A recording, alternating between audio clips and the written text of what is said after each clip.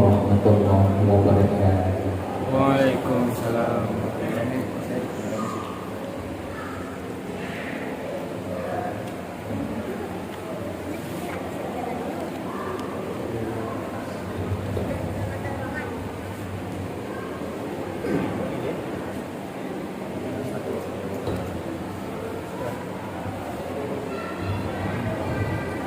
أعوذ بالله من الشيطان الرجيم.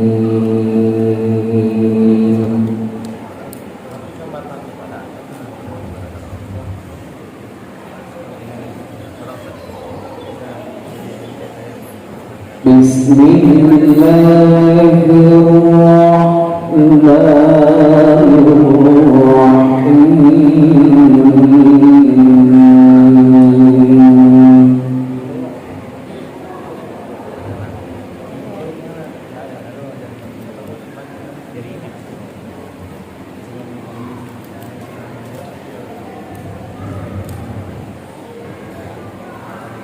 لقد كان لكم في رسول الله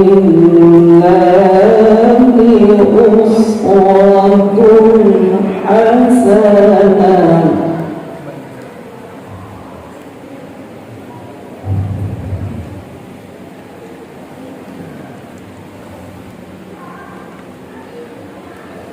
لمن كان يرجو الله واليوم الآخر وذكر الله كثيرا.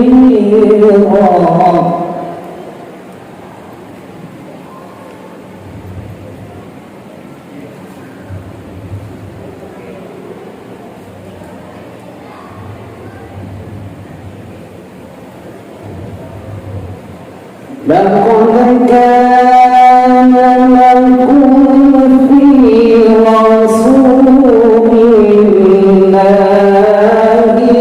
أسوة حسنة لمن كان يرجو الله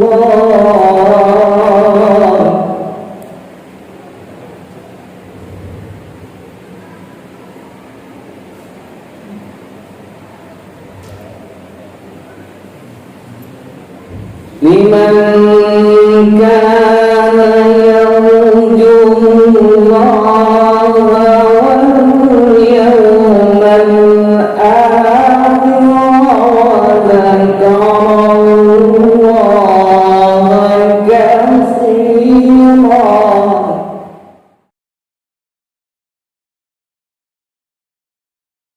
Assalamualaikum warahmatullahi wabarakatuh.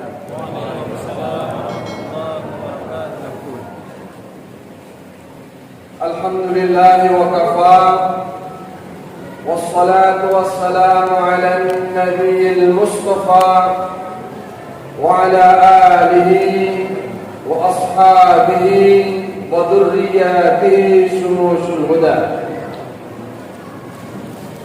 نشهد أن لا إله إلا الله ونشهد أن سيدنا محمدا عبده ورسوله أرسله الله بالهدى ودين الحق ليظهره على الدين كله ولو كره المشركون. اللهم صل على سيدنا محمد الفاتح لما أغلق والخاتم لما سبق ناصر الحق بالحق والهادي إلى صراطك المستقيم وعلى آله حق قدره ومقداره العظيم. وقال تعالى في كتابه الكريم: أعوذ بالله من الشيطان الرجيم، بسم الله الرحمن الرحيم. لقد كان لكم في رسول الله أسوة حسنة لمن كان يرجو الله واليوم الآخر وذكر الله كثيرا. وقال النبي صلى الله عليه وسلم في معنى الحديث من أحيا سنتي فقد أحبني ومن أحبني كان معي في الجنة أو كما قال النبي صلى الله عليه وسلم.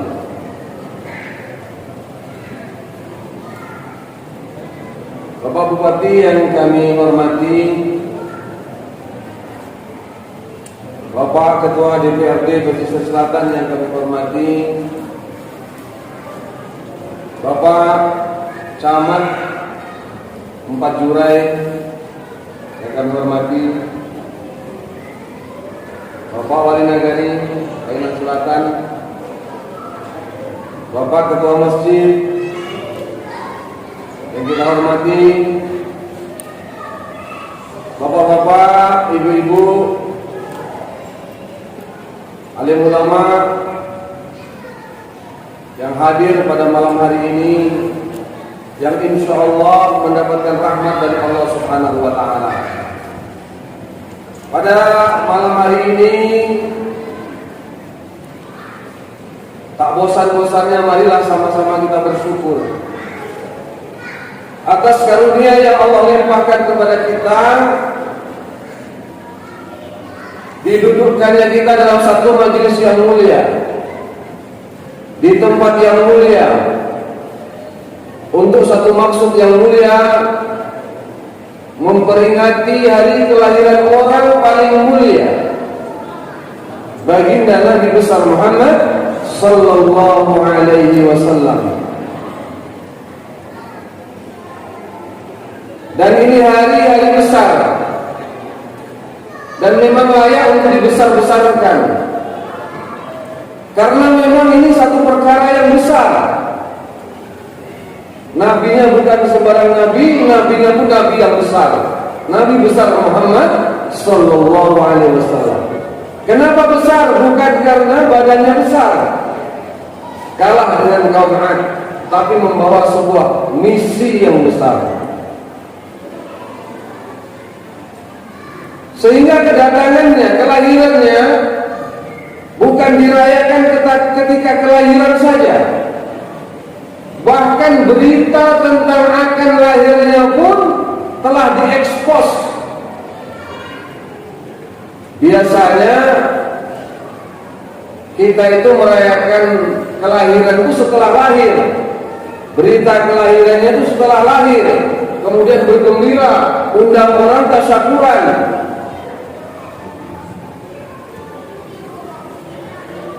Mengadakan akikah.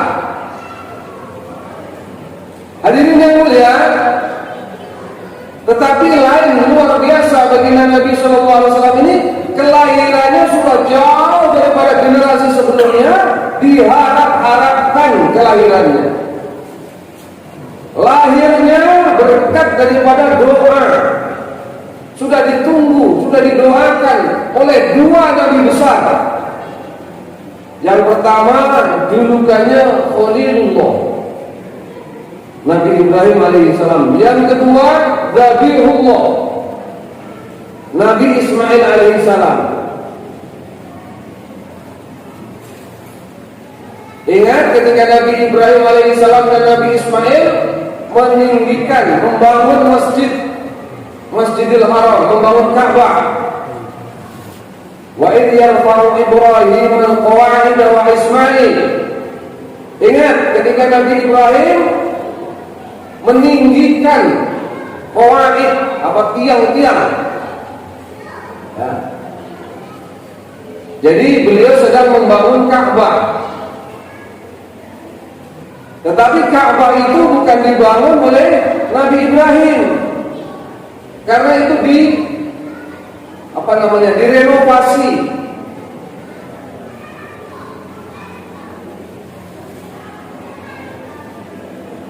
Yang membangun bukan Nabi Ibrahim.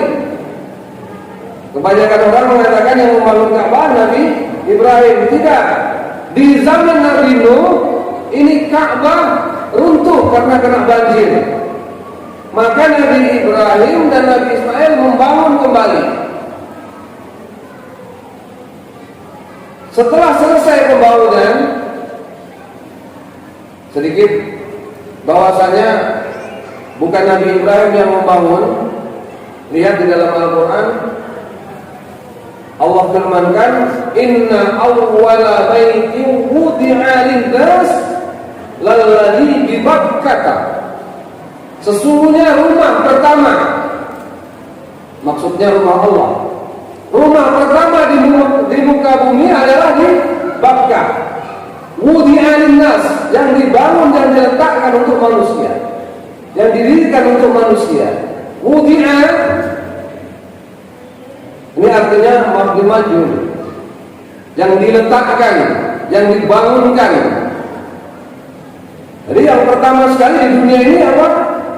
Rumah Allah, yaitu Ka'bah. Di zaman Nabi Nuh runtuh kena banjir, Nabi Ibrahim mendirikan kembali bersama Nabi Ismail. Setelah selesai, maka beliau berdoa, ya Allah, terimalah apa yang telah kami bangun ini. Kemudian dia melanjutkan dengan doa, Rabbana wa ba'ath fihim rasulan minhum yatlu alaihim ayatika wa yu'allimuhumul kitaba wal hikmata wa yuzakkihim. Ya Allah, utuslah dari kalangan mereka, Rabbana wa ba'ath fihim rasulan minhum. Ya Allah, utuslah dari kalangan mereka seorang rasul. Dan kalau kita lihat dalam sejarah, satu-satunya rasul yang lahir di sekitar Ka'bah adalah baginda Nabi besar Muhammad sallallahu alaihi wasallam. Nih, dua orang nabi telah mendoakan dari sekitar Ka'bah itu lahir seorang nabi. Kemudian siapa lagi? Kabar gembira tentang kelahiran beliau ini sudah diberitakan oleh seorang nabi yang julukannya, gelarnya adalah Ruhullah, Nabi Isa alaihi salam. Dalam surat As-Saff, wa idh qala Isa ibn Maryam ya bani Israil inni rasulullah ilaikum musaddiqan lima baina yadayya min at-taurati wa mubasysyiran bi rasulin ya'ti min ba'di ismuhu Ahmad. Ingatlah ketika Nabi Isa mengatakan, hai Bani Israel, sesungguhnya aku adalah Rasul, utusan Allah untuk kalian. Jadi Nabi Isa adalah Rasul yang diutus untuk Bani Israel, hanya sekitar Palestina saja. Jadi Nabi Isa adalah Nabi untuk Bani Israel. Jadi kalau yang selain Bani Israel ini sebenarnya nggak masuk,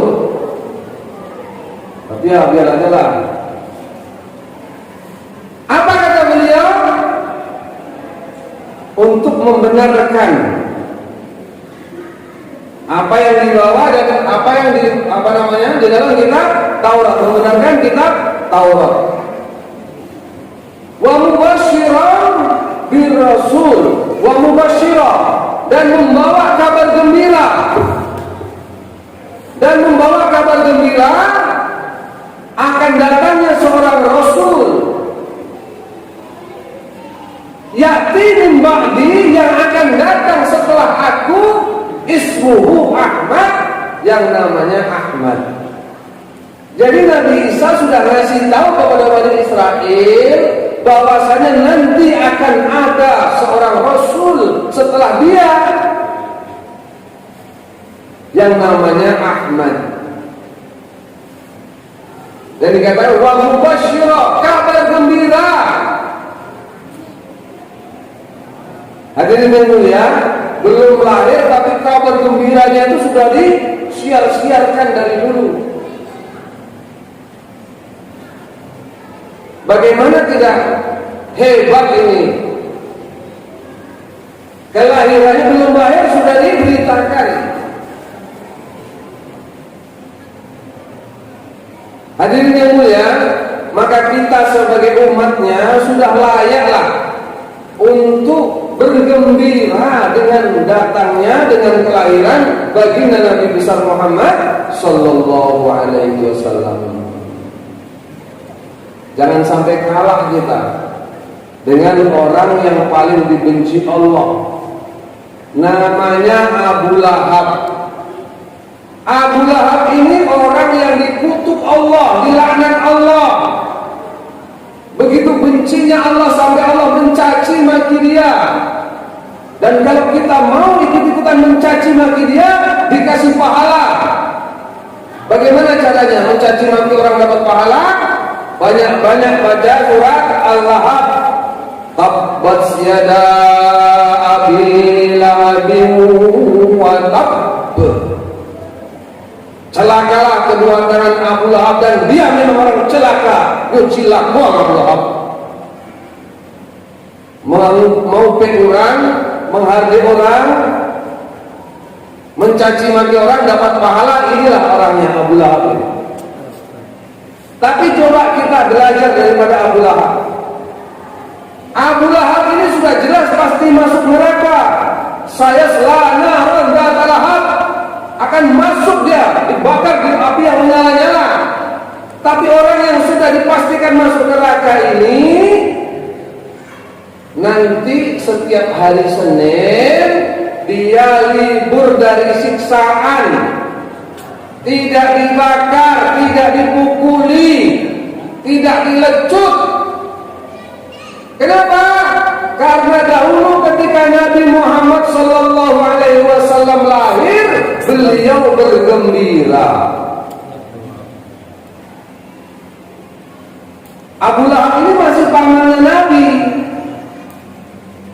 Ketika beliau lahir, maka ada orang yang membawa berita kelahiran Nabi Muhammad sallallahu alaihi wasallam kepada beliau. Siapa dia? Budaknya Abu Lahab sendiri yang namanya Suwaibah. Suwaibah membawa berita kelahiran baginda Nabi sallallahu alaihi wasallam kepada Abu Lahab. Tuan, ponakan tuan telah lahir. Benarkah? Iya. Maka karena rasa gembira yang meluap-luap dari Abu Lahab, akhirnya apa? Suwaibah dimerdekakan. Sudah, kamu bebas, kamu merdeka. Sebagai ungkapan rasa gembira dengan kelahiran baginda Nabi besar Muhammad sallallahu alaihi wasallam. Apa balasannya? Setiap hari Senin libur dari siksaan.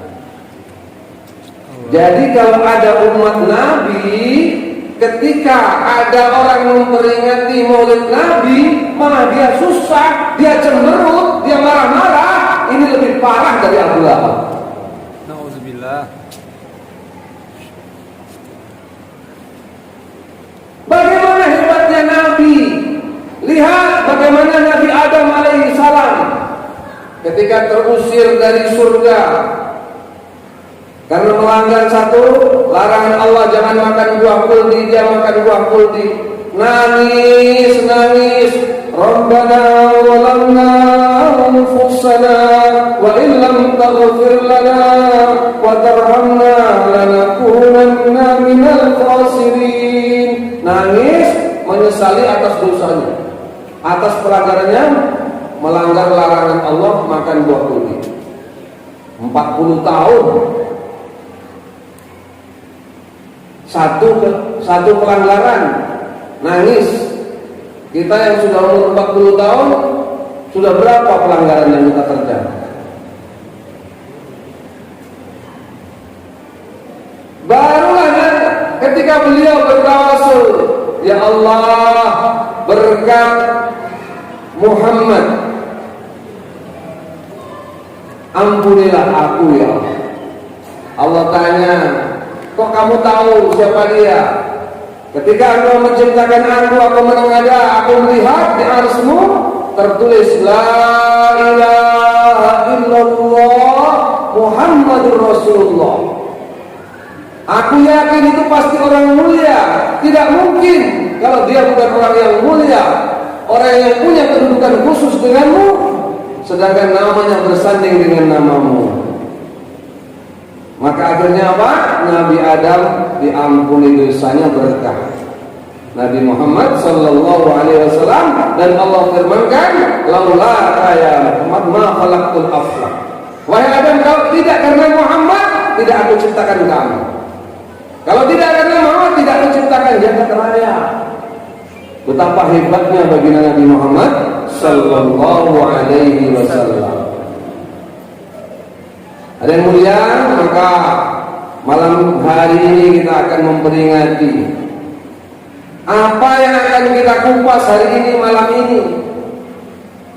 Karena Nabi Muhammad Nabi yang luar biasa.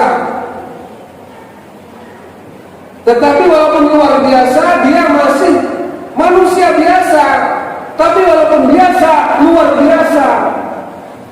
Untuk apa? Sebagai tauladan, sebagai contoh. Laqad ja'akum rasulun min anfusikum. Rasulun min anfusikum. Sungguh telah datang seorang rasul dari kalanganmu sendiri. Supaya apa? Supaya kita tidak menganggap aneh. Kalau kita disuruh mengikuti yang bukan manusia, tentu tidak cocok. Misalnya rasul diangkat dari kalangan malaikat, kita suruh mengikuti malaikat, tentu tidak masuk akal. Iyalah malaikat gak punya nafsu, iyalah malaikat gak perlu rumah, iyalah malaikat gak pernah lapar, malaikat gak punya istri, malaikat gak perlu kendaraan. Enak aja dia beribadah. Kita bisa berkira. Makanya Nabi Muhammad adalah dari manusia, dari kalangan manusia. Makan juga, tidur juga. Tetapi walaupun beliau adalah manusia biasa, tapi bukan biasa-biasa saja, tapi luar biasa. Dari sisi fisiknya sudah luar biasa, dari sisi nasabnya luar biasa. Suatu saat ada orang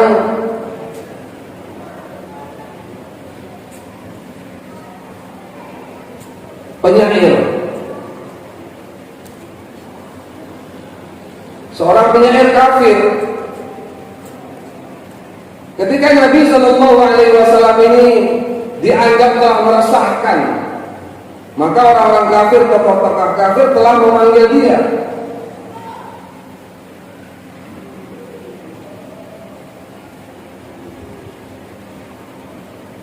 Maka penyair itu namanya Hasan bin Thabit, penyair terkenal Hasan bin Thabit. Hasan bin Thabit ini penyair yang terkenal. Kalau sekarang ini seperti seorang penyanyi terkenal. Kalau dia mengarang lagu, maka lagunya itu langsung viral, semua orang menyanyikannya. Maka posisi penyair waktu itu memang orang yang kata-katanya itu akan diulang-ulang, dijadikan sebagai pedoman orang-orang waktu itu. Maka Hasan bin Thabit ini telah dipanggil oleh tokoh-tokoh kafir Quraisy untuk membuat syair agar bagaimana mencaci maki Nabi. Lihat kekurangan Nabi, kemudian buatlah syairnya supaya semua orang menirukan menghina Nabi. Kemudian telah diberikan hadiah untuk dia pundi-pundi emas. Baik, tapi Hasan bin Thabit ini bukan penyair kacangan, bukan penyair kaleng-kaleng, ini penyair luar biasa, memang besar, penyair besar. Maka dia tidak hanya ingin berhayal-hayal saja, dia ingin melihat dulu bagaimana keadaan Nabi. Pasti orang biasa ada kekurangannya lah. Maka dia telah berangkat ke Mekah, dilihatnya, diamati, diintai di mana Nabi akan lewat. Maka yang mulia, begitu dia menyaksikan kedatangan Nabi, maka pengaruh daripada nur wajah Nabi mempengaruhi jiwanya, bergoncang jiwanya. Dia nggak sanggup untuk melihat nur cahaya ketampanan Nabi, kegagahan Nabi. Kebanyakan orang yang tahu siapa orang paling tampan, kebanyakan menjawab Nabi Yusuf. Tidak. Kalaulah ketampanan itu diibaratkan 1 bulan, maka bulan dibelah jadi 2, maka separuh ini adalah ketampanan baginda Nabi Sallallahu Alaihi Wasallam. Yang separuh lagi diparuh lagi jadi 2, 1/4 ketampannya Nabi Yusuf, 1/4 lagi dibagi-bagi semua manusia. Jadi yang lebih tampan siapa, Nabi Muhammad atau Nabi Yusuf? Nabi Muhammad 2 kali lipat ketampanan Nabi Yusuf. Cuman ketampanan Nabi Muhammad Sallallahu Alaihi Wasallam, ketampanannya ini dibalut dengan hebatun Nabi, kehebatan Nabi, keperkasaan, kegagahan Nabi. Tampannya dibalut dengan gagah. Kalau dianalogikan seperti bulan dan matahari, mana yang tampan, mana yang cantik, mana yang indah, bulan atau matahari? Orang katakan bulan, iya, tapi sebenarnya matahari. Cuman matahari ini indahnya, gagahnya, dibalut dengan kekuatannya, cahayanya, sehingga nggak sanggup menatap matahari tadi. Coba bayangkan, ketika matahari baru mulai terbit, sinarnya baru sedikit, itu orang mau mendaki gunung hanya demi menyaksikan sunrise. Begitu indahnya matahari terbit. Begitu juga orang mau ke pantai melihat matahari tenggelam, sunset. Kalau sudah bisa dipandang baru nampak indahnya. Jadi indahnya matahari dibalut dengan kegagahannya. Begitulah baginda Nabi Sallallahu Alaihi Wasallam. Bahkan kalau bulan dikatakan indah karena bersinar, sinarnya bulan pun berasal dari matahari. Makanya kalau orang ini nggak ada persiapan, jumpa dengan Nabi di tempat yang mungkin tidak ada persiapan, mungkin di tikungan, jalan sama-sama jalan, berpapasan dengan Nabi, itu langsung menggigil, nggak bisa bicara. Nabi akan menenangkan beliau akan menenangkan orang tadi, tenang, aku hanya anak seorang wanita yang makan dendeng. Dia turunkan derajatnya, ditenangkan orang tadi dengan mengatakan, aku hanya anak seorang wanita yang makan dendeng. Kalau dendeng jangan kita bayangkan seperti dendeng di Tampi Awak, dendeng batoko. Hebat orang bisa makan dendeng. Kalau dendeng di Arab itu kelasnya ikan asin. Daripada nanti ini daging ini busuk gak kemakan, udahlah dibikin dendeng. Kalau dendeng tempat kita ini mewah, di sana tiap sebentar orang nyembelih sapi, nyembelih kerbau, nyembelih unta, nyembelih kuda. Jadi daging itu daripada busuk dibikin dendeng. Jadi dendeng ini makanan murahan. Jadi Nabi turunkan derajatnya, tenang, saudaraku, aku hanya seorang anak, seorang wanita yang makan dendeng. Begitu hebatnya Nabi. Sehingga akhirnya tadi Hasan bin Thabit tadi kembali menjumpai tokoh-tokoh Quraisy tadi. Bagaimana? Kamu sudah dapatkan? Maka apa kata beliau? Aku tidak dapatkan kekurangan. Ketika aku menyaksikannya, aku takut melihat nur tampanannya, aku takut rusak mata. Begitu hebatnya Nabi. Pundi-pundi emas dipulangkan lagi, dipulangkan sama mereka. Bahkan akhirnya dia mengatakan, aku akan ikut Muhammad SAW. Dia mengucapkan syahadat, masuk Islam, melihat wajah Nabi, masuk Islam. Dan terkenal syairnya Hasan bin Thabit, terkenal sampai sekarang, terkenal seluruh dunia. Apa syairnya? Wa ahsanu minka lam tarqattu aini wa ajmalu minka lam talidin nisa khuliqta mubarra'an min kulli aibin ka'annaka qad khuliqta kama tasha. Ini syair yang dikenal ulama-ulama pada hafal syair-syair ini. Syairnya Hasan bin Thabit memuji Nabi. Wa ahsanu minka lam tarqattu aini. Yang lebih baik daripada engkau ya Rasulullah belum pernah ada mata pernah menyaksikannya. Jadi seluruh mata yang ada di dunia ini belum pernah melihat yang lebih daripada beliau. Wa ajmalu minka lam talidin nisa.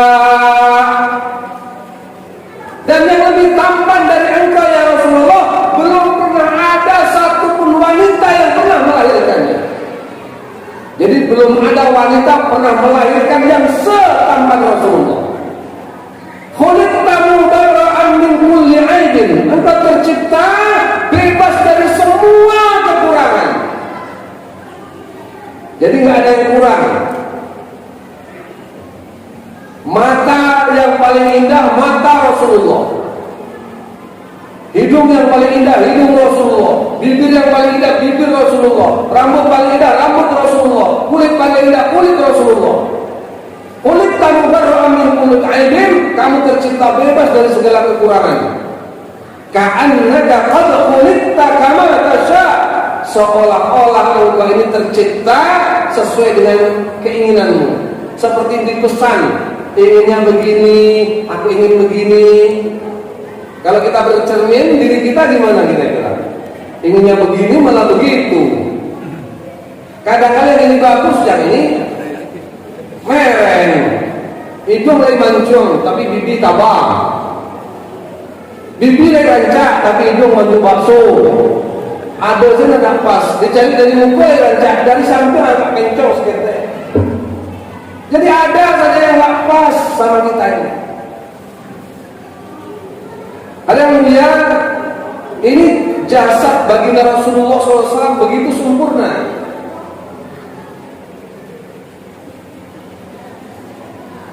Maka ada yang melihat hari ini kita ingin mengenali baginda Nabi SAW, sehingga akan tumbuh rasa cinta. Karena kalau kita tidak kenal bagaimana mau cinta. Sedangkan cinta Nabi itu bagian daripada keimanan. La yu'minu ahadukum hatta akuna ahabba ilaihi min walidihi wa waladihi wan nasi ajma'in. Tidak sempurna iman seseorang di antara kamu sampai aku lebih dia cintai daripada bapaknya, anaknya dan semua manusia. Coba. Iman kita diukur dengan kecintaan kepada Nabi. Tidak sempurna iman seseorang di antara kamu sebelum aku lebih dia cintai daripada bapaknya, anaknya dan semua manusia. Coba. Sekarang kita tanya, adakah kita cinta kepada Nabi? Adakah rasa cinta itu di hati kita? Bapak-bapak, ibu-ibu pasti ada. Kalau nggak ada, nggak mungkin hadir di tempat ini. Cuman berapa besar cinta kita? Apakah seimbang dengan cintanya Nabi? Maka dengan kita ceritakan bagaimana Nabi akan tumbuh lebih kenal lagi, lebih cinta lagi. Sehingga orang-orang yang mencintai Nabi sering menyebut nama Nabi, sholawat kepada Nabi, rindu kepada Nabi. Hadirin Allah Subhanahu wa taala, satu orang, bukan orang yang beriman, mengarang sebuah buku yang judulnya 100 tokoh yang paling berpengaruh di dunia. 100, bukan sedikit. 100 tokoh yang paling berpengaruh di dunia, bukan di mainan. Di dunia. Dia seorang non-muslim. Dari 100 tokoh itu nomor satunya siapa? Muhammad. Pengarang buku itu namanya Michael Hart. Ketika menjadi pedagang terbaik. Ketika menjadi suami terbaik. Semuanya terbaik. Untuk apa? Untuk mendukung sebuah misi menyebarkan rahmat ke seluruh alam. Wa ma arsalnaka illa kaffatan linnas. Tidaklah aku utus engkau wahai Muhammad kecuali untuk semua manusia. Maka kemudian inilah misi utama baginda Rasulullah sallallahu alaihi wasallam.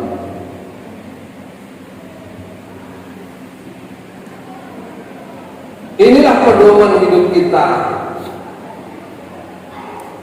Iman kepada Allah, iman kepada Rasulullah. Sebagai bukti keimanan kita, maka kita mengucapkan dua kalimat syahadat. Asyhadu an la ilaha illallah wa asyhadu anna Muhammadur Rasulullah. Ini dua kalimat yang tidak bisa dipisah. Syahadat tauhid, syahadat Rasul. Syahadat tauhid, beriman kepada Allah, inilah pedomannya.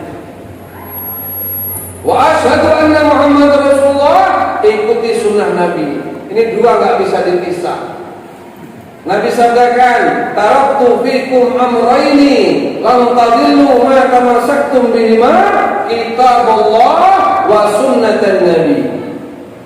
Aku tinggalkan untuk kalian dua pusaka, kata Nabi, yang kalian tidak akan tersesat selamanya selagi berpegang dengan keduanya. Apa itu? Kitabullah, Al-Quran, wa sunnatan Nabi, dan sunnah Nabi. Maka sejauh mana perhatian kita terhadap pedoman hidup kita ini? Kitabullah dan sunnah Nabi. La ilaha illallah Muhammadur Rasulullah, kalimatu haqqin 'alaiha nahya wa 'alaiha namutu wa biha nab'atsu. Inilah kalimat hak yang dengannya kita hidup, dengannya kita mati, dengannya kita akan dibangkitkan. Insya Allah kalau dua yang dipegang, aman, kita nggak tersesat. Balik ke kampung benar. Maka hanya mulia, kita ditinggali pusaka Nabi Al-Quran, maka pusaka ini harus kita jaga. Menjaga harta pusaka peninggalan Nabi. Bagaimana cara menjaganya? Dengan tiga perkara. Dengan tiga perkara. Yang pertama, tahfidhu al-fadil Quran. Jaga lafaz Al-Quran. Jangan sampai ada satu pun alif yang hilang. Maka umat ini memerlukan madrasah tahfidzul Quran. Yang kedua, jaga tahfidzu ma'anil Quran. Jaga makna-makna Al-Quran, supaya Al-Quran ini tidak ditafsirkan asal-asalan. Jangan baru tahu terjemahan, baca terjemahan, sudah menjadi ahli tafsir. Perlu banyak ilmu-ilmu alat yang dikuasai. Maka umat ini memerlukan madrasah diniyah. Madrasah yang akan mempelajari nanti nahwu, shoroh, balaghah, nasah mansukh, asbabun nuzul, dan lain sebagainya.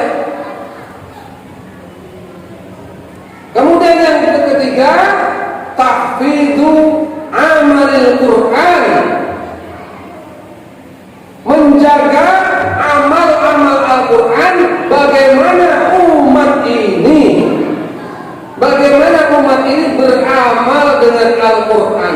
Al-Qurannya membumi. Ini Al-Quran. Wa asyhadu anna Muhammadur Rasulullah.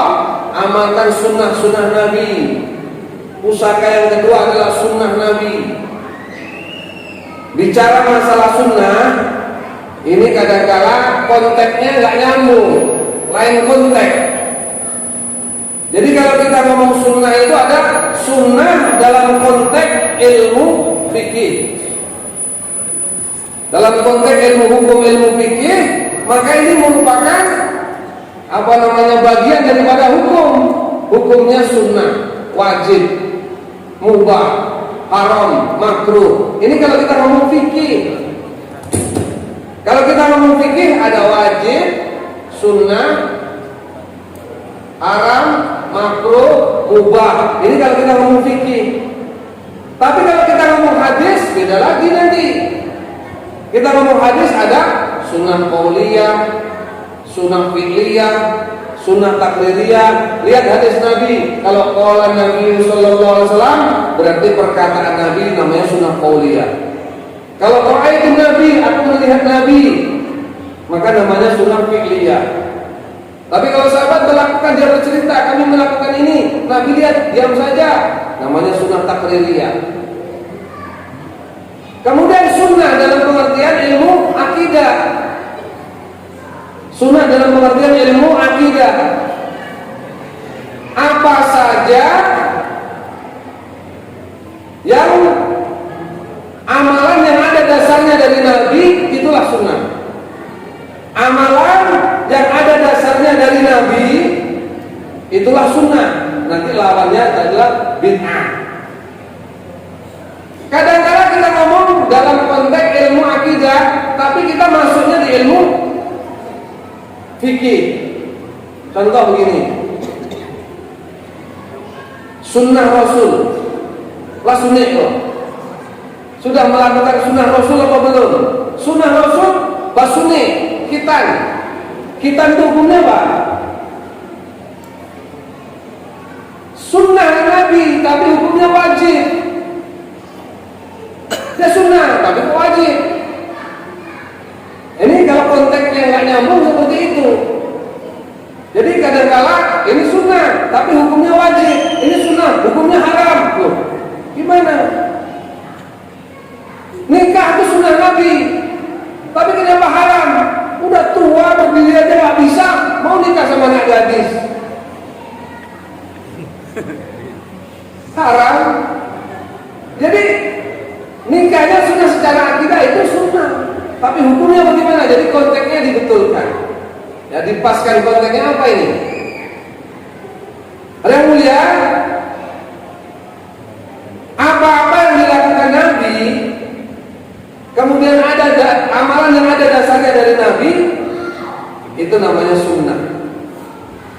Maka kalau kita lihat dari Nabi, ada ulama yang memberikan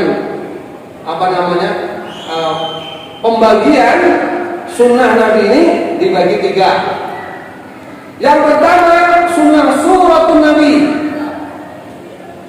Suratun Nabi, penampilan Nabi, dari ujung rambut sampai ujung kaki. Misalnya pakai sorban, ya, pakai sorban. Ini sunnah, Nabi pernah pakai sorban. Turun nanti ke bawah, ya. Terus, jenggotnya dicukur, kumisnya dicukur, dipanjangkan jenggot. Ada perintahnya. Cukurlah kumis, panjangkanlah jenggot. Terus turun lagi ke bawah. Terus namanya suratun Nabi, penampilan Nabi. Kalau kita lakukan, kita dapat pahala. Kalau nggak dilakukan, rugi. Bukan nggak apa-apa, rugi. Coba bayangkan, apa nggak rugi? Kita pelihara jenggot, niatnya adalah menghidupkan sunnah Nabi. Kita tidur dapat pahala, kita pergi dapat pahala. Nggak harus ngasih makan jenggot, udah biarin aja, dapat pahala. Kan rugi kalau kita nggak amalkan. Itu namanya sunnah suratun Nabi. Dan satu, tolong ini dicatat baik-baik. Kalau kita nggak mau mengamalkan atau belum mengamalkan, catat baik-baik. Jangan sekali-kali benci, apalagi menghina. Sebab bila sempat kita ini benci, apalagi menghina, celakalah kita. Karena Nabi sabdakan apa? faman raghiba an sunnati falaisa minni. Siapa yang benci dengan sunnahku, dia tidak termasuk golonganku. Apa yang mau kita andalkan menghadap Allah? Laqad kana lakum fi Rasulillahi uswatun hasanah liman kana yarjullah. Sungguh telah ada pada diri Rasulullah itu contoh teladan terbaik. Bagi siapa? Bagi orang yang akan berjumpa dengan Allah. Pasti kita jumpa dengan Allah. Karena Allah itu suka dengan Nabi. Dan apa yang dilakukan Nabi, yang dikatakan Nabi ini bukan nafsu, semuanya adalah wahyu dari Allah. Dan syarat iman kita diterima, ikuti Nabi. Qul in kuntum tuhibbunallaha fattabi'uni. Katakan kepada mereka, jika kalian benar-benar mencintai Allah, beriman kepada Allah, ikutilah aku. Maka mengikuti Nabi itu perintah Allah. Kalau kita ikuti apa? Yuhibbukumullah, Allah akan mencintaimu. Kalau Allah sudah mencintai apa? Wa yaghfir lakum dzunubakum. Dan Allah ampuni dosa-dosamu. Coba. Berarti sunnah Nabi diamalkan, dapat pahala. Enggak diamalkan, rugi. Apalagi sempat benci dengan sunnah Nabi, celaka. Kenapa? Nabi sudah ngasih pengumuman, "Waman raghiba an sunnati falaisa minni." Siapa yang benci sunnahku, enggak termasuk golonganku. Kalau benci, enggak ngamalkan, oke, rugi. Tapi sempat benci, berbahaya. Apalagi menghina. Kita nggak pakai jenggot, rugi. Tapi kalau kita lihat ada orang lewat pakai jenggot, ini harus diulang syahadatnya. Kenapa? Cacat syahadat Rasulnya. Ada orang pakai sorban, malah kapal lu PKB panjang banget. Enak kita, bahaya ini. Salamatul insan fi hifdzil lisan, keselamatan seseorang dari penjagaan lisannya, mulutnya. Yang kedua, sunnah siratun Nabi, sirah, perjalanan, gerak-gerik, tingkah laku, perbuatan Nabi dari bangun tidur sampai tidur lagi. Apa yang dilakukan Nabi? Agama kita ini lengkap. Kita mau jadikan Nabi sebagai uswah. Agama kita ini lengkap. Nabi ajarkan dari mulai bangun tidur apa yang dilakukan. Masuk WC bagaimana tata caranya, protokolnya gimana, sunnah Nabi-nya gimana, ini protokolnya. Hari ini kita taat protokol kesehatan, protokol sunnah Nabi-nya ini gimana ini? Udah ada aturannya. Keluar dari WC, apa yang dibaca? Kaki mana yang melangkah dulu? Mandi bagaimana tata caranya? Makan yang diajarkan Nabi bagaimana? Yang sering kita lihat banyak orang minum tangan kiri. Nabi melarang makan minum tangan kanan, karena setan makan minum tangan kiri. Coba, hal yang kecil, nanti kotor gelasnya. Memang gelas mau dicuci, ngapain pula takut kotor. Tangan kanan, biasakan tangan kanan. Bagaimana sunnah Nabi dalam makan? Bagaimana sunnah Nabi ketika tidur? Semua sudah diatur, bahkan bersin pun diatur. Hubungan suami istri diatur. Semuanya sudah ada aturannya. Satu contoh tidur cara Nabi. Kalau kita tidak buat, alangkah ruginya. Kata dokter, kalau kita ingin mau sehat, setidaknya sehari semalam kita tidur 8 jam. 8 jam standarnya. Kalau 8 jam, satu hari satu malam itu 24 jam. 8 jam berarti sepertiga hari. Sepertiga hidup kita untuk tidur. Kalau umur kita ini 60 tahun, berarti tidurnya 20 tahun. Kalau 20 tahun tidak ikut cara Nabi, alangkah ruginya. Apa bedanya dengan tidurnya ayam? Ayam tidur juga, kambing tidur juga. Tidur kita bagaimana jadi ibadah kalau ikuti cara Nabi. Dikatakan amal soleh kalau niatnya ikhlas, caranya benar ikut Nabi, baru amal soleh. Kalau tidak, amal salah. Satu contoh, seorang sahabat telah buka toko di pasar, buka tokonya, habis dibuka tokonya, selesai, ada orang datang, bawa barang. Pak, kemarin saya beli barang di toko Bapak, tapi nggak cocok Pak, boleh nggak dipulangkan? Oh boleh, mana? Berapa kemarin uangnya? Sekian. Maka dibayar tanpa dipotong sepeser pun. Habis orang itu pergi, pintu toko diambil, ditutuplah tokonya tadi. Tetangga tokonya tanya, kenapa kok ditutup? Ada acara di rumah? Enggak. Kenapa tutup? Ya udah, aku udah dapat untung besar. Untung besar apa? Sepertinya belum ada jual beli. Tadi orang itu datang, itu membelikan barang, itulah keuntungan besar saya. Kenapa begitu? Nabi sabdakan, man aqala musliman asrotahu, aqalahu Allahu asrotahu yaumal qiyamah. Siapa yang menerima pengembalian barang dari saudaranya yang muslim, Allah akan ampuni dosanya pada hari kiamat. Selesai masalah dosa diampuni, tutup toko kembali. Kita karena nggak paham dengan sunnah Nabi, faktur di toko kita pun kita tulis, barang yang sudah dibeli dari toko kami tidak bisa kembali lagi. Ada seorang sahabat pergi ke pasar, masuk pasar keluar lagi, pulang. Orang tanya, kamu ngapain masuk ke pasar? Nggak jual apa-apa, nggak beli apa-apa, ngapain masuk pasar? Aku ke pasar mengamalkan doa yang diajarkan Nabi. Apa itu?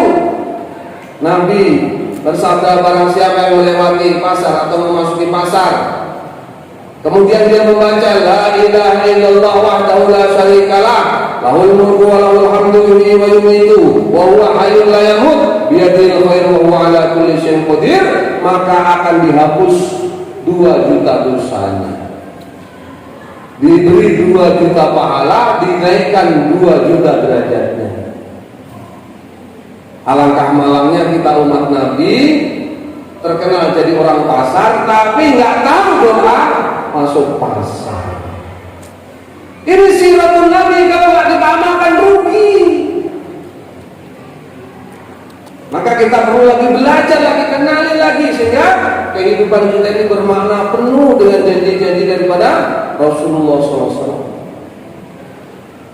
Dan menghidupkan sunnah ini bukti cinta kepada Nabi. Nabi sabdakan, man ahya sunnati faqad ahabbani wa man ahabbani kana ma'i fil jannah. Barang siapa yang menghidupkan sunnahku, bukti bahwa dia cinta padaku. Itulah buktinya dia cinta padaku. Dan barang siapa yang cinta padaku, kelak di surga bersamaku. Coba, banyak sunnah-sunnah Nabi yang kita ini terlewat. Setiap kali ceramah kita mendengar, marilah yang kedua kita bersolawat kepada baginda Nabi Sallallahu Alaihi Wasallam. Dialah panutan kita, suri teladan kita. Masya Allah, nggak pernah lewat. Tapi coba kita cek, benarkah cinta kita itu dari dasar hati atau sekedar lip service saja? Sekarang kita mau cek, Bu. Ibu-ibu hafal nggak lagu Indonesia Raya? Udahlah, ibu-ibu mungkin agak malu bicara apa. Saya tanya bapak-bapak. Bapak-bapak hafal lagu Indonesia Raya, Pak? Halo Bandung? Balon udah kenal?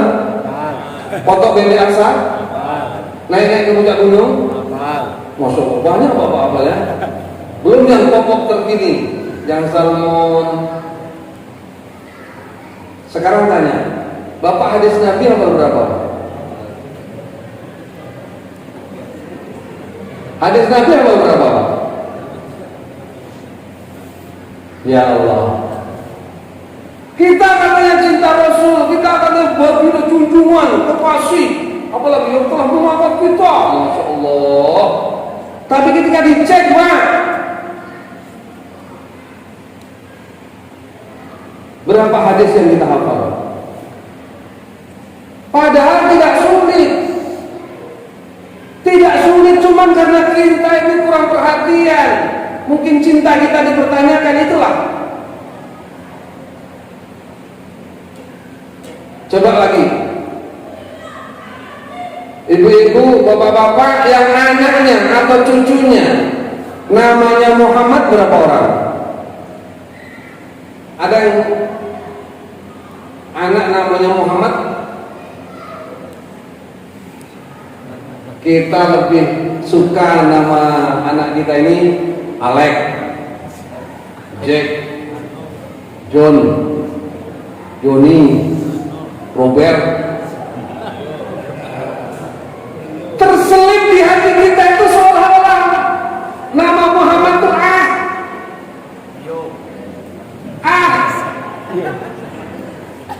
seperti nggak punya pasar, kuno, kampungan, rendah. Terus apa arti semua yang kita ceritakan tentang kehebatan Nabi tadi?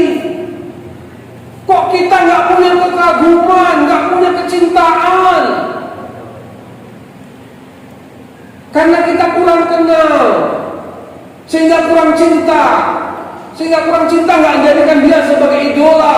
Padahal Allah sudah sangat-sangat jelas, laqad kana lakum fi Rasulillahi uswatun hasanah. Berapa qori sudah membaca ini? Tapi sudah sejauh mana masuk ke hati? Nyatanya nggak diamalkan juga. Apa buktinya nggak diamalkan? Mana anaknya yang nama Muhammad? Mana sunnah Nabi Muhammad? Malah kadang-kadang kita hina. Mana doa-doa masnun yang diajarkan Nabi Muhammad?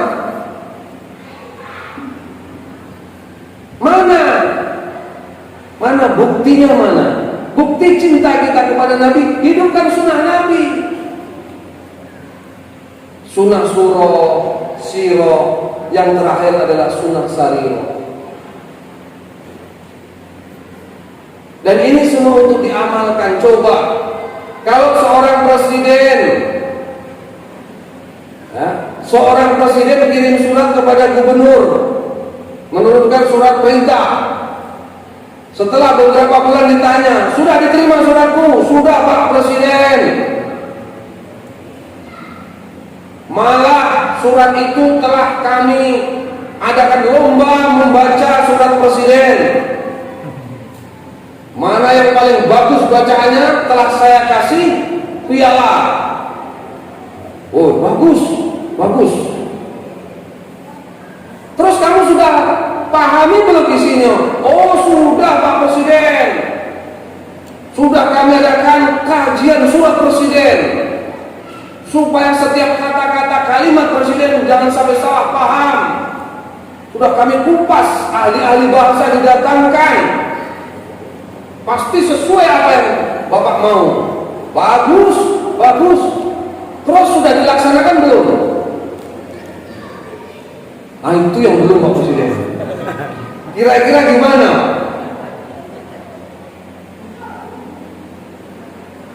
Lombanya sudah, bacaannya, pemahamannya, kajian sudah, amalannya yang belum. Padahal maksud daripada surat tadi untuk diamalkan. Inilah agama, bukan hanya cerita, tapi menjadi apa? Minhajul hayat, cara hidup kita, jalan hidup kita, way of life yang kita pakai dalam kehidupan ini. Itulah agama. Keyakinan dalam hati yang diwujudkan, termanifestasi dalam kehidupan sehari-hari. Tasdiqun bil qalbi, iqrarun bil lisan, a'malun bil arkan. Itu rukun syahadat. Dibenarkan dengan hati, ikrarkan dengan lisan, buktikan dalam amal perbuatan sehari-hari. Allah dan Rasulnya, kitabullah dan sunnah Nabi ada dalam kehidupan kita. Maka haleluya, inilah yang mau kita ambil, sunnah yang terakhir, sunnah sariratun Nabi, risau dan fikir Nabi. Supaya perkara ini masuk ke hati kita menjadi kerisauan. Kenapa umat dah jauh daripada agama, jauh dari masjid, jauh dari Quran, jauh dari sunnah Nabi? Ini yang mau kita risaukan di hati kita. Ini yang mau kita pikirkan gimana caranya. Inilah sunnah Nabi. Mutawasil ahzan, daimul fikr. Nabi itu selalu risau, selalu mikir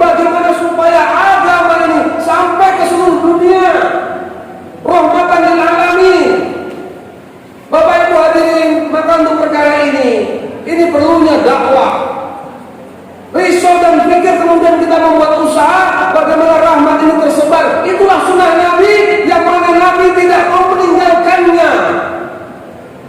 Walaupun Nabi dihina, dilempar kotoran unta, dihujani batu, tetap sampaikan dakwah agar sampai kepada seluruh manusia. Nabi dirayu-rayu, dikasih harta menjadi orang paling kaya, didudukan menjadi orang paling berkuasa, dikasih anak-anak gadis berapa saja yang dia mau ambil silahkan. Yang penting jangan dakwah. Apa jawab Nabi? Itu yang bisa mereka berikan kepada saya, paman. Seandainya mereka mampu memberikan matahari di tangan kananku, bulan di tangan kiriku, demi Allah aku tidak akan tinggalkan dakwah sampai agama ini jaya atau aku hancur dalam dakwah. Ini sunnah Nabi. Risau pikir, dikorbankan harga dirinya, dikorbankan semua hartanya, dikorbankan waktunya demi umatnya. Begitu karena cinta Nabi kepada umat, telah diberikan semuanya demi umat. Ketika Nabi mendakwakan agama ke Taif, dihina-hina, nggak ada orang lain yang layak jadi Nabi selain kamu. Nggak bisa Tuhan itu memilih yang lain. Masa kayak kamu ini Nabi? Dihina sama para pemuka, ditolak oleh orang-orang awam, bahkan anak muda tidak membiarkan Nabi pulang begitu saja. Mereka telah berjejer kiri kanan jalan memegang batu. Nabi diusir keluar Taif seperti orang mengusir anjing. Mandi darah, malaikat yang tak punya nafsu saja emosi. Ya Rasulullah, izinkan aku, biar aku angkat gunung-gunung ini, aku timbun mereka. Apa jawab Nabi? Jangan. Kalau hari ini mereka belum mau menerima agama ini, belum mau menerima agama, aku masih berharap dari sulbi-sulbi mereka kelak akan lahir orang yang mau menyembah Allah. Allahumma hdi qaumi fa innahum la ya'lamun. Ya Allah, beri petunjuk kamu karena mereka belum tahu. Sayang, malaikat yang gak punya nafsu sudah emosi. Nabi karena sayangnya jangan. Begitu keadaan Nabi. Akhir hayat beliau, Masya Allah, apa yang keluar dari mulut beliau ketika akan meninggalkan dunia ini? Umatnya juga yang dipikirkan. Bagaimana nanti umat ini? Siapa yang akan memimpinnya nanti? Risaukan umat, cintanya sama umat luar biasa. Bahkan nanti ketika di mahsyar, dibangkitkan di mahsyar, coba baca dalam surat Yasin. Ada dalam surat Yasin itu bacaan sakta. Bacaan sakta itu berhenti tetapi tidak bernafas. Ya wailana man ba'atsana min marqadina hadza ma wa'ada ar-rahmanu wa sadaqal mursalun. Berhenti tapi nggak boleh bernafas. Kenapa? Karena Nabi dahulu juga begitu bacanya. Kenapa Nabi baca begitu? Karena itu ayat menceritakan tentang keadaan mahsyar. Ketika dibangunkan, terkejut. Oh, siapa yang membangunkan kami dari tidur kami ini? Nabi kalau baca surat tentang mahsyar, berhenti seolah-olah jantungnya berdegup. Karena memang mahsyar bukan perkara kecil, mahsyar perkara dahsyat. Lantai mahsyar tembaga, matahari sejikat, bukan 1-7. Nabi terdahulu saja ngeri, terguncang melihat keadaan mahsyar. Orang semua ketakutan. Yauma yafirrul mar'u min akhihi wa ummihi wa abihi wa sahibatihi wa banihi. Orang pada takut lari dari anaknya, lari dari bapaknya, lari dari saudaranya, kena tuntut. Takut. Orang minta syafaat kepada Nabi Adam. Ya Sofi Allah, beri kami syafaat, syafi'na. Nabi Adam mengatakan, jangan sana pergi, aku malu kepada Allah. Dulu aku pernah makan buah. Orang lari pergi kepada Nabi Ibrahim alaihissalam. Ya Allah, syafi'na, beri kami syafaat. Sana pergi, aku malu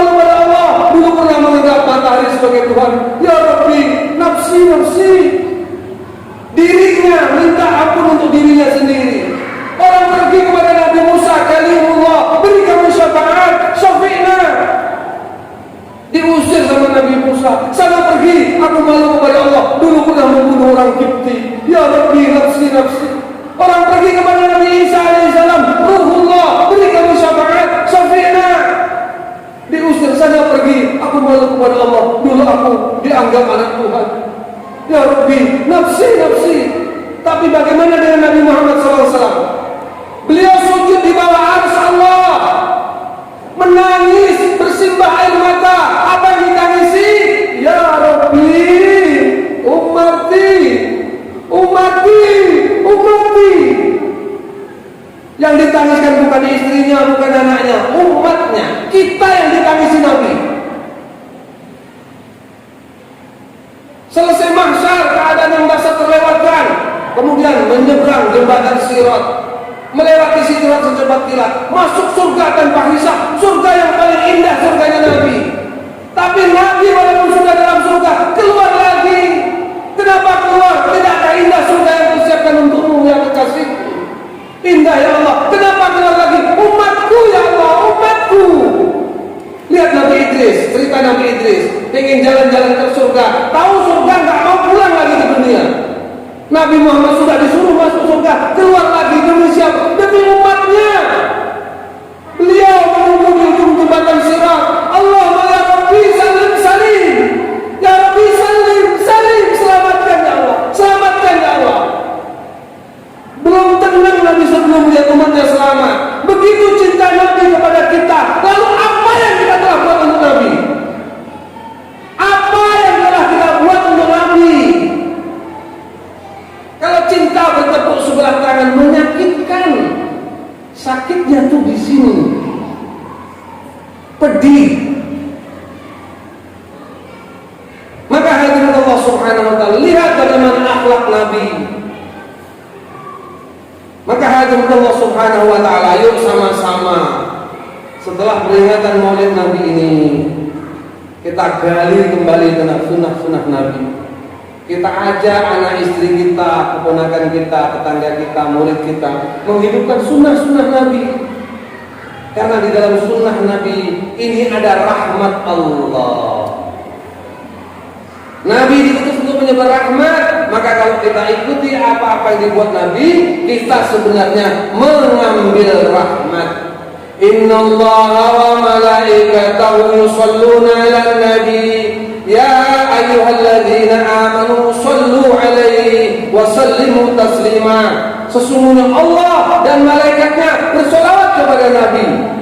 Hai orang-orang yang beriman, bersolawatlah kamu kepada Nabi agar kamu selamat. Coba ini kita renungkan. Allah bersolawat. Bagaimana Allah bersolawat? Apakah Allah bersolawat Allahumma sholli ala sayyidina Muhammad? Ya enggak lah. Masa Allah membaca Allahumma sholli ala, ya enggak cocok. Bagaimana maksudnya Allah bersolawat? Allah melimpahkan rahmat. Maksudnya Allah bersolawat itu Allah melimpahkan rahmat. Bagaimana malaikat bersolawat? Malaikat mengantarkan rahmat. Kita bersolawat menjemput rahmat. Ambil yang datang dari Nabi, yang dibawa oleh Nabi. Nabi membawa rahmat untuk menyebar rahmat. Ambil dari beliau. Kalau dianalogikan, limpahan rahmat itu seperti satu pembangkit listrik tenaga air. Maka dengan adanya pembangkit listrik tenaga air, terciptalah sebuah energi besar, sekian megawatt. Maka setelah itu disalurkanlah ke trafo-trafo, ke gardu-gardu. Maka sekarang kesempatan kita ambil itu, supaya tersalurlah di rumah kita adanya listrik tadi. Allah melimpahkan rahmat, disalurkan oleh para malaikat. Ambil apa yang datang dari Nabi supaya kita selamat dan dapat rahmat. Insyaallah ya. Maka kita pelajari lagi, gali lagi. Sehingga nanti kalau umat Islam ini mengamalkan sunnah-sunnah Nabi, lihat para sahabat sukses dalam hidup di dunia. Allah ridha kepada mereka. Kenapa? Mereka telah mengamalkan sunnah Nabi. Bedanya sama kita ini, kita meremehkan sunnah Nabi. Sahabat ketika Islam sudah menyebar kemana-mana, ada cerita dua orang sahabat dikirim oleh Sayyidina Umar pergi ke satu daerah taklukan. Sampai di sana dimuliakan, dikasih makanan-makanan. Ketika dia makan terjatuh itu makanannya, terjatuh makan rotinya. Maka kata kawannya, jangan diambil, malu kita ini para pembesar ini, malu, jangan diambil. Roti yang jatuh di lantai nggak boleh diambil. Apa kata sahabat? Diambilnya roti tadi, bersihkan yang kotor. Kemudian dia mengatakan, apakah akan aku tinggalkan sunnah kekasihku Muhammad SAW hanya gara-gara orang bodoh itu? Ini sunnah, ini kan sunnah.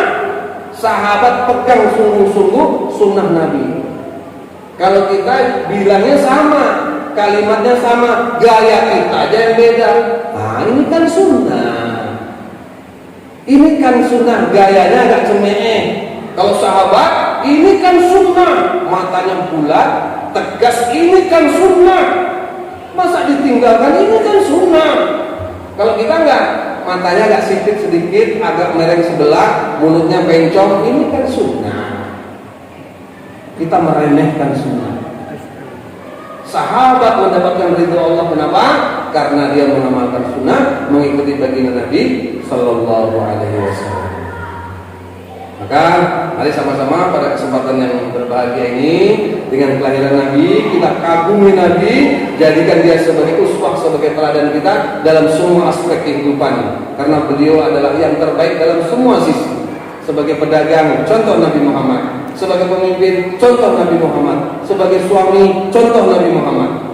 Bagaimana Nabi Muhammad? Istrinya banyak, tapi semua akur, damai, tenang. Kenapa? Nabi bisa adil. Adil bukan berarti sama, tapi Nabi itu pandai sekali. Ya, kecerdasannya bagaimana membawa istrinya. Ini istri satu saja nggak ada kebahagiaan. Nabi katakan rumahku surgaku, padahal istrinya banyak. Satu kisah sedikit tentang keluarga Nabi.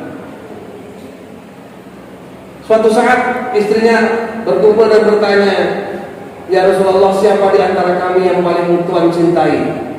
Pasti ada lah. Ya memang ada, semua aku cintai, tapi memang ada satu yang paling aku cintai. Rasulullah paham wanita ini, dia ingin dijadikan yang paling. Itu surganya wanita, kebahagiaan wanita. Maka di surga nanti wanita nggak dikasih bidadara, laki-laki kasih bidadari. Bukan Allah nggak adil. Allah tahu, Allah yang menciptakan wanita, bahagianya wanita itu bila dijadikan yang paling. Maka nanti surganya para wanita itu menjadi yang paling cantik, bahkan lebih cantik dari bidadari. Istri Rasulullah juga wanita, dia ingin tahu siapa yang paling. Rasulullah paham. Maka Rasulullah katakan, ya, ada di antara kamu yang paling kucintai. Besoklah aku kasih tahu. Benar. Rasulullah akhirnya besoknya apa? Beli cincin. Cincinnya nggak cincin yang mahal. Datangi istrinya satu persatu sambil main. Dikatakan ke rumahnya, ini kasih, tapi jangan dipakai ya, nanti membuat yang lain iri. Pokoknya simpan aja kenang-kenangan. Terima kasih ya Rasulullah. Cincinnya nggak mahal, tapi ini dari Rasulullah. Nanti pergi istri yang lain juga begitu. Ini kalau kamu terima, tapi jangan dipakai ya, nanti takut yang lain iri. Terima kasih ya Rasulullah. Semua istri dikasih cincin yang sama. Dah. Besoknya mereka menagih janji pada Rasulullah. Ya Rasulullah, kemarin Tuhan berjanji akan ngasih tahu siapa di antara kami yang paling Tuhan cintai. Iya, semuanya aku cintai, tapi ada satu memang yang paling aku cintai. Siapa itu ya Rasulullah? Yang paling aku cintai adalah yang kemarin aku kasih cincin. Maka semua tersenyum karena merasa dialah seorang yang kasih cincin. Keluarga Nabi. Bagaimana akhlak Nabi yang lain, Pak? Kisah terakhir. Ketika Abu Bakar Siddiq menjadi khalifah, beliau bertanya kepada putrinya, wahai putriku, Siti Aisyah ini adalah putri daripada Abu Bakar Siddiq. Wahai putriku, apakah amalan Rasulullah yang belum aku lakukan? Maka Siti Aisyah mengatakan, semua amalan Rasulullah sudah ayah lakukan kecuali satu. Apa itu wahai putriku? Setiap pagi Rasulullah SAW menyempatkan diri mendatangi seorang pengemis Yahudi yang buta di ujung pasar itu. Kemudian menyuapinya. Itulah amalan Nabi dari dulu. Hadirin yang mulia, maka Abu Bakar Siddiq sebagai Amirul Mukminin, sebagai khalifah menggantikan Nabi, maka beliau juga melanjutkan apa yang dibuat Nabi. Akhirnya datang, oh ini dia pengemisnya. Maka dikeluarkan, dia datang mendekati. Apakah kamu itu sahabatku? Sini cepat, sudah lama ketemu, aku udah lapar. Maka Abu Bakar telah keluarkan bungkusannya, disuapi. Kamu tahu gak, Muhammad itu sudah sekarang semakin besar pengaruhnya. Dia itu pendusta, dia itu tukang sihir. Mendengar Nabi Muhammad dihina-hina oleh Yahudi tadi, tangannya menggigil. Dia menyuapinya sambil agak emosi dikit. Kamu kok kasar sih? Kamu kayaknya bukan yang kemarin nyuapi aku, kayaknya kamu orang lain. Enggak, aku yang biasa nyuapi kamu. Enggak. Iya, aku yang nyuapi. Enggak. Orang yang nyuapi aku tuh gak kayak kamu nih. Dia tuh lembut, penuh perasaan. Kalau nyuapi itu dilunakkan dulu, kemudian baru disuapkan. Datang menyapa, membesarkan hatiku, mengelus aku, baru ngasih suapan. Dan nggak pernah aku kenal orang yang selembut itu, yang sesantun itu, yang sayang kepadaku, perhatian kepadaku yang lebih dari dia. Kamu beda. Abu Bakar sambil emosi mengatakan, ya memang aku bukan itu. Lalu mana sahabatku itu? Dia sudah meninggal 2 hari yang lalu. Dia sedih kehilangan orang yang terbaik di muka bumi yang pernah dia kenal. Kenapa nggak dikasih tahu? Bahkan aku belum tahu siapa namanya. Alangkah bodohnya aku. Orang sudah berbuat baik, aku tidak ada. Pernah nanyakan namanya pun nggak tahu. Kamu nggak tahu namanya? Enggak. Wahai bapak tua, sesungguhnya orang yang menyuapimu itu dialah Muhammad yang setiap saat kamu caci maki. Orang yang memperhatikan kamu, yang kamu katakan orang terbaik yang pernah kamu kenal, itulah yang Muhammad itu. Maka sedih, campur haru dan lain sebagainya berkecamuk dalam hatinya. Menangis dia, dan akhirnya apa? Asyhadu an la ilaha illallah wa asyhadu anna Muhammadur Rasulullah. Menangis, sedih, bangga, kehilangan orang yang paling baik. Tapi orang yang paling baik itu tiap hari dia sakiti dan tetap bersabar, berkecamuk dalam hati. Dan Yahudi itu nanti akhirnya meninggal dunia dengan keadaan yang seperti itu. Itu akhlak baginda Nabi Sallallahu Alaihi Wasallam. Maka kita bangga sebagai umatnya, kita sanjung-sanjung. Mari sama-sama kita tutup dengan bersolawat kepada Nabi Sallallahu Alaihi Wasallam. Ya Nabi salam alaika, ya Rasul salam alaika, ya Habib salam alaika, salawatullah alaika. Sama-sama. Ya Nabi salam alaika, ya Rasul salam alaika, ya Habib salam alaika, salawatullah alaika. Demikian yang bisa kita sampaikan, kurang lebihnya mohon maaf. Ada benarnya datang dari Allah, kesalahan, kekurangan dari kehilafan, ketaifan saya pribadi. Kepada Allah saya mohon ampun, kepada Bapak Ibu sekalian saya minta maaf. Mari kita tutup majlis kita dengan tasbih kepada majlis. Subhanallah wa bihamdihi, subhanakallahumma wa bihamdika, asyhadu an la ilaha illa anta, astaghfiruka wa atubu ilaik. Assalamualaikum warahmatullahi wabarakatuh.